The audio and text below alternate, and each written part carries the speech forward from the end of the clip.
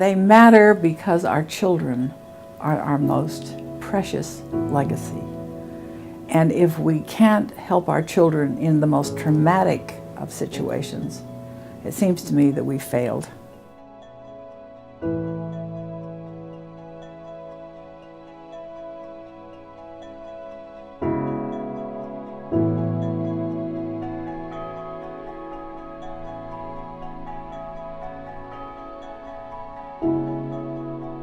I started with the judge, I went to social workers, I went to a number of people that were in the system that were working with children, and I was so concerned about it, and they kept saying, well, you know, we aren't doing a very good job.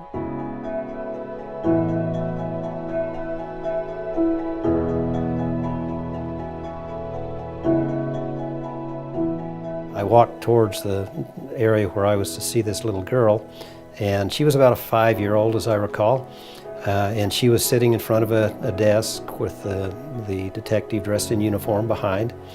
On both sides of her were other desks with other detectives interviewing other people for a variety of things. One was a witness to a homicide, as I recall, another was a burglary suspect, and this little girl was seated on that chair, and she was scared to death. And she was not able to say anything. And so the concern was, we think that she was abused, but how do we put a case together if she can't talk to us?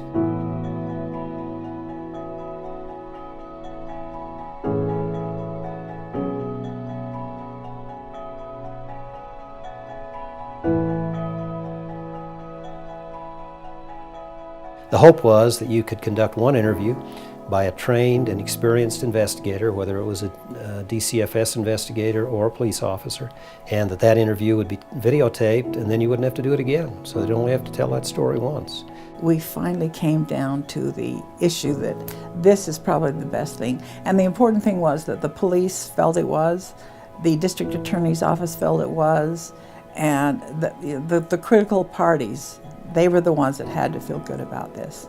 I was sitting in a committee meeting that I had no association with, and just happened to be there when Greta presented a video to the committee about the center in Huntsville and how they had taken a lovely old home, and we were familiar with the area, and had taken this almost antebellum style home and converted it into a warm and caring environment to where children could be helped rather than just interviewed.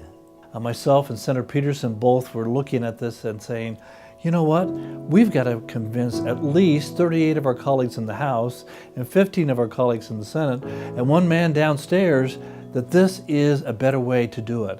And so we talked about it, and I know I really, personally and as a lawyer, I've seen that trauma. I do criminal defense work, and I've seen what children go through. So I was really excited about the program. She indicated she had talked to Senator Craig Peterson. He was going to carry the bill, and I said, I'll do all I can to help him. I think the real thing was, for me, was seeing no one questioned anybody's politics. We only questioned, will this work? Will this provide a better service for the children? And when you take that approach, politics doesn't matter.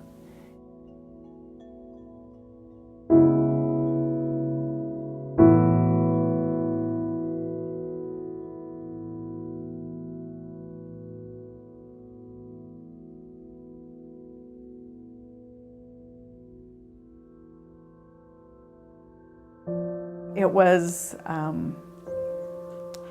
that lighthouse in a storm.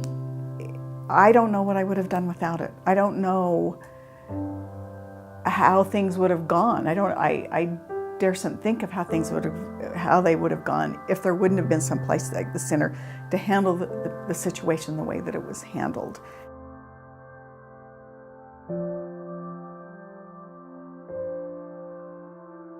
Practically every county has a center, and every one of these centers, private money has been raised in that town, in that county, to do what has to be done so that the plea to the legislature is valid. And I think it's just absolutely amazing what has happened, the way it has grown. But I think as people became more and more educated, it was clear that this was the program that needed to happen so that we could handle this issue. It's remarkable and tremendously impressive that in such a short period of time, if you really think about it, for a grassroots movement especially, that there's been this dramatic growth of Utah CJCs. And I think it really speaks to the community involvement as well as the commitment of the Utah Attorney Generals to this model and the county attorneys to this model. It has been so incredibly impressive. I can't think of another state that's grown as dramatically in such a short period of time. I think our centers have been very well run. I think the work that's been done here has helped spread the concept all around the country, and we've been very open and sharing in everything that we do, and we've been happy to take advice and help from others as well.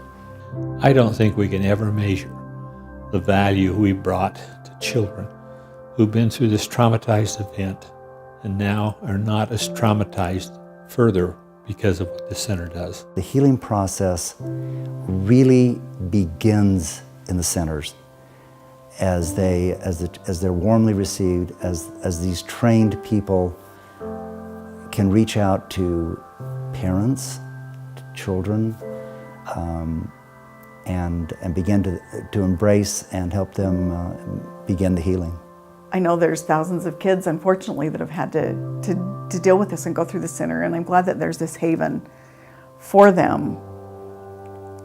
And not only for the young victims, but for the parents and for everybody who is involved. My hope for Children's Justice Centers in Utah is that we will not lose the vision of what created it. The idea of a partnership between the community, with volunteers, with state support, with community support. That model makes the Children's Justice Center work. Personally, I think it's the most important public thing I've ever done. My family is most important to me, and I've had the opportunity to be involved very much with the University of Utah and Harvard University, but this has been the most important because I can see the difference that it's made.